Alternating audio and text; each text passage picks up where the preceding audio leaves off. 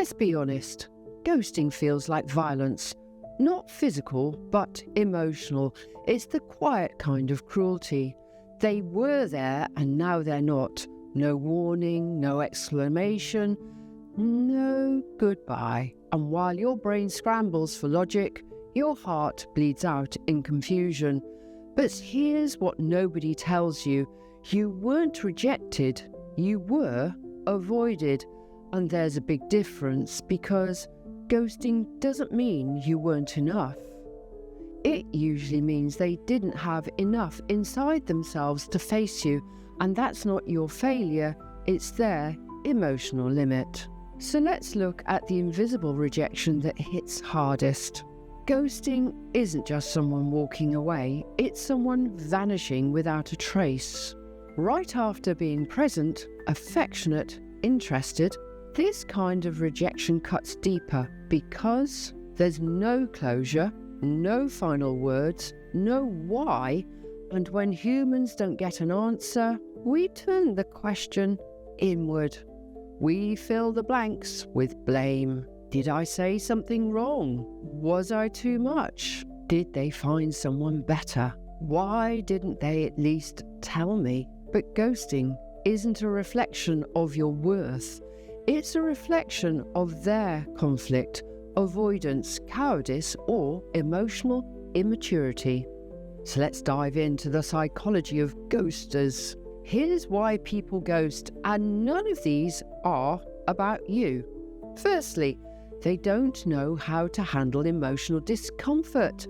Ending things feels awkward, so they vanish. It's the emotional equivalent of covering their ears and going la la la. Then they fear confrontation. Ghosting gives them an exit with no consequences. They don't have to feel your reaction, so they avoid it altogether. Then they weren't as invested as you were. Some people mirror intensity. They don't feel that they have to keep the connection going.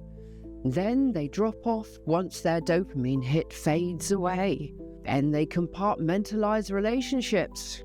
Ghosters can put people in chapters, and when the chapter ends, so do you. They've moved on, while you're still trying to figure out what page you were on in the first place. I'd like you to imagine ghosting like this. You're walking through a dark hallway with someone. They're right beside you, talking, laughing, sharing secrets. Then suddenly, bam! They're gone. No warning, just vanished. You didn't see the punch coming.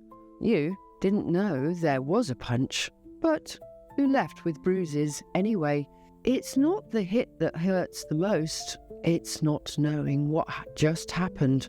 And that's why ghosting messes with your head more than almost anything else. It doesn't just break connection, it breaks your ability to trust your own perception. So let's look at what ghosting actually does to you. The real danger of being ghosted: you don't just lose them, you lose you. You start obsessing over old conversations, reading and rereading texts for clues, replaying everything, trying to find the mistake, blaming yourself for not being cooler or sexier or quieter or whatever else your ego suggests. Eventually, you stop reaching out. You second-guess every message you send. You start to believe you're too much or not enough. Ghosting makes you question reality. And once you start doubting your reality, you're not just hurt, you're unmoored. So let's look at some solutions as to how to heal when they disappear. Firstly, anchor yourself in the truth and remind yourself, I was ghosted. That says something about them and not about you. Own the experience instead of rewriting it to make them look better. You don't need to paint them as confused or busy. They made a choice. They disappeared. That's who they are. Then stop romanticizing the beginning. Don't mistake intensity for sincerity. Love bombing, late night talks, the rapid connection don't mean depth. Ghosters often come on strong, then vanish once the novelty wears off. Isn't that nice of them? That wasn't magic, that was emotional performance. Then create closure yourself. Write down the message you wish you could send. Write an imaginary reply, then burn it. Don't wait for their words to heal you. Give yourself the last word. Then upgrade your standards. Once vanishing act is a red flag, a second one, that's your pattern. So next time, don't fall for intensity without consistency. Don't overinvest before you've seen emotional maturity, and don't confuse chemistry with character. Let ghosting sharpen your discernment, not your insecurity. And in my final reframe, ghosting is not about your worth, it's about their avoidance, their inability, their lack, not yours. So stop twisting yourself into knots, trying to solve the unsolvable. You didn't get rejected. You got revealed. They showed you who they really are.